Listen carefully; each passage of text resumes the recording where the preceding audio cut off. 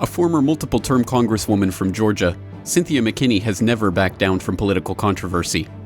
An outspoken and passionate speaker on such issues as 9/11 truth, and unafraid to take on the political establishment, including Donald Rumsfeld and the military-industrial complex, former presidential candidate Cynthia McKinney remains an important force in American politics. Now, as the United States ramps up its African command to project its military power even further across the globe, Cynthia McKinney speaks out against this military imperialism.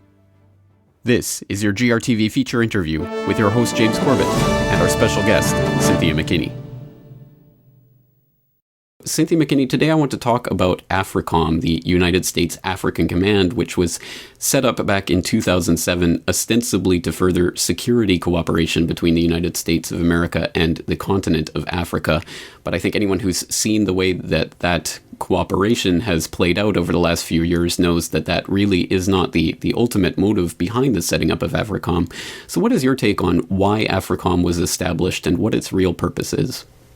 Well, as Cindy Sheehan would say, to provide security for the robber barons, because unfortunately the problem that exists all over the African continent is the insecurity of the people with respect to basic human needs, food and water and shelter and good governance.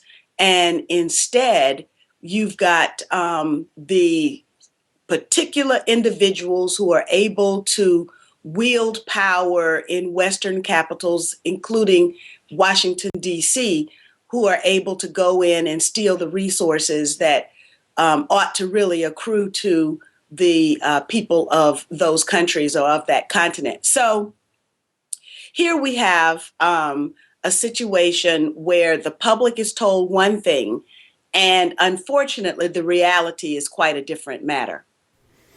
So looking a little bit further behind the facade that is the PR front, really, of the AFRICOM, when this was set up, of course, the United States was obviously quite concerned with the optics of this African command, which obviously looks like a type of neo-colonial imperialism to many on the outside. So they have been quite careful to try to present a PR image of what AFRICOM is about.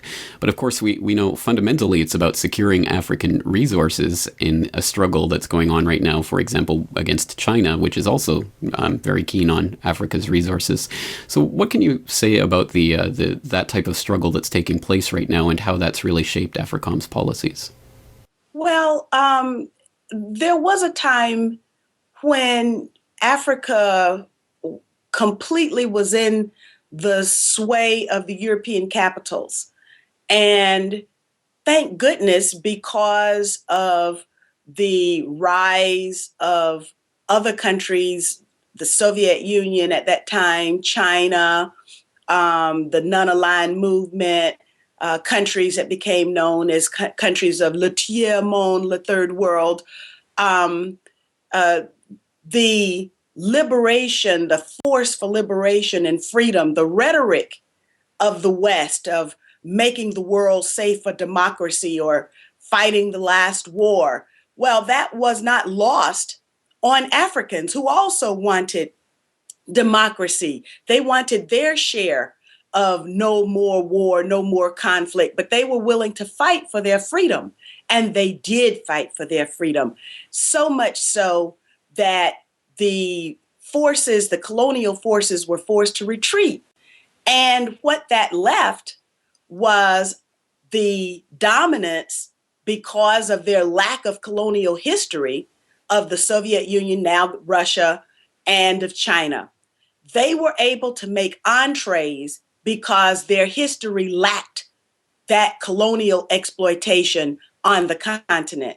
And they did make entrees, and they have made entrees. And now, of course, because we still have Cold Warriors dominating our foreign policy apparatus, like, for example, Zbigniew Brzezinski, the motive of U.S. policy must still be the Cold Warrior attitude of denial of access, denial of resources to the two big enemies of the United States. Now, I don't view them as enemies, but these Cold Warriors still view Russia and China as enemies, and they still view the world as a chessboard. And of course, if you can't place your player, your pawn, on the square of the chessboard, then you at least deny the other pawn, the other side's pawn, to that particular square. That is what we are seeing happening on the African continent. And unfortunately, as usual, the African people are suffering.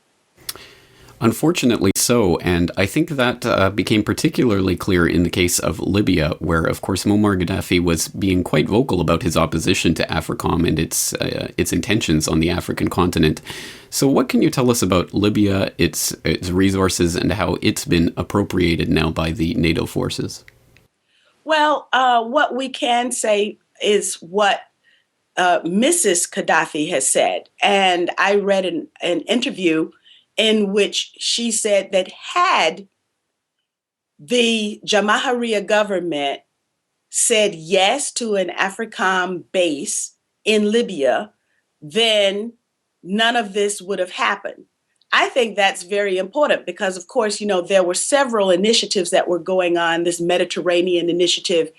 And while all of the other countries along the Mediterranean littoral had agreed to work with the European countries, Muammar Gaddafi had led the Libyan government to say, if all of Europe is going to be involved in this Mediterranean initiative, then all of Africa must also be involved. There was a demand for parity. There was also leadership from Muammar Gaddafi and the Jamahiriya government on the establishment of a 1 million-person army to thwart the efforts of AFRICOM and the West to penetrate the African countries with the stationing of troops, which is exactly like a return to colonial days, not just even neo-colonialism, where a few pawns were able to act on behalf of the colonial master. So now we have that step back. We also watched as the Jamahiriya was willing to put $90 billion on the table for United States of Africa. That, of course, has been lost. And in fact, today, many Libyans are saying, what happened to the money? Because in addition to the money that was seized by the Western powers, and of course, there's these ideas that are floating around Washington, D.C., saying that the Libyans are a wealthy country, so therefore they need to pay us back for liberating them. And I guarantee you that the money that was seized in the United States will make a very slow, long trickle, if any, back into Libyan coffers. That goes into Libyan coffers will be just like the rest of U.S. assistance, as Ron Paul, current presidential candidate for the Republican Party, says that basically when the United States gives money, it gives money to foreign elites so that it can maintain control.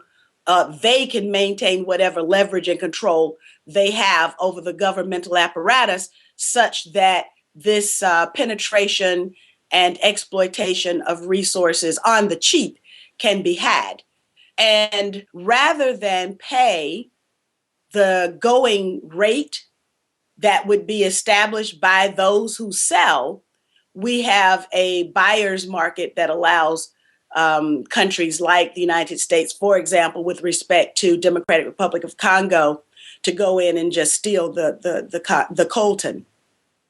Absolutely. Well, the Libyan case is so atrocious as an example because it's so blatant what was happening there. But I found it interesting that in the early days of the operation, it was being more openly led by the U.S. government, and in fact, AFRICOM itself and General Carter Ham, who was the commander of AFRICOM at the time, issued a statement on March 19th, basically bragging about AFRICOM's involvement in the operation, and of course framing it as an operation to protect Libyan civilians. But we saw in the weeks that followed that initial statement and that initial push, we saw America backing off a little bit, and the France taking more of a lead role in the Libyan operation in general. Do you think that is a sign that perhaps the U.S. had to back off because of pressure or the optics of them being the lead in this? And is that in any way a hopeful sign that perhaps they can't just exert their, I guess, imperial agenda at will, that they need at least the mask of other countries being part of their coalition? No, I don't see that as hopeful at all, because the fact of the matter is that Libya has been destroyed. Libya has become Iraq and Somalia. Libya has become, well, more than Iraq, it has become Somalia, because there is still fighting on the ground in Libya. There is a very vibrant resistance, as I understand it, and the resistance is doing the best it can under the circumstances. And so we have a government that is recognized in general, but we have no government on the ground, basically. So this is the example of a country that was trying its best to provide for its people. The Libyans had free healthcare, free education, free housing, subsidized vehicles, subsidized gasoline, subsidized food. The idea that people from the United States who are pressing these buttons don't have any of that and are destroying a country that is trying to provide that for its people provides an unimaginable scenario for me. Finally, what I would say is this. Politically, President Obama, the first African descent president of the United States, bombing Africa. It did not play politically well. And President Obama has taken a tremendous hit, particularly from the activist, Pan-Africanist component of the Black electorate. He had no choice but to step back politically and make it appear that someone else was carrying this out. But at the end of the day, we understand that even though there was this appearance of leading from behind, the problem is that it was led all together. And there were U.S. soldiers who were on the ground. There were U.S. special ops on the ground, U.S. Servicemen who were flying French planes. So the United States was engaged, the United States was leading, and the United States made a terrible mistake. Well, then finally, stepping back for a moment to look at the bigger picture, it's often been remarked that if the United States government put as much money and effort into actually trying to help the people in the nations that it's bombing instead of bombing them, that they'd be able to deliver food and aid and supplies with the same shock and awe that they now use to deliver weapons of destruction. On that note, what would an AFRICOM that was genuinely interested in building up Africa and fostering a healthy and strong Africa, what would an AFRICOM with that policy actually look like? And what could it actually do in a positive sense if, for example, you were in control of the U.S. government? Well, first of all, it would cease to exist.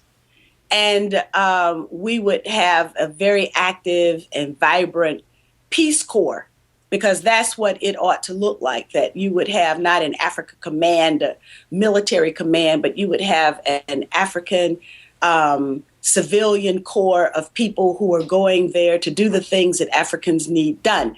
And of course, the most important aspect of that is that would not be defined by people in the West, that would be defined by the Africans themselves. And one of the things that the Africans need more than anything else is for Western countries to get the heck out and allow the Africans to govern themselves. Let them choose their leaders without interference from the West at all. That is the first prerequisite, self-determination. And then after that, we assist. Excellent points. Well, thank you, Cynthia McKinney. Thank you so much for your time today. Thank you. Bye.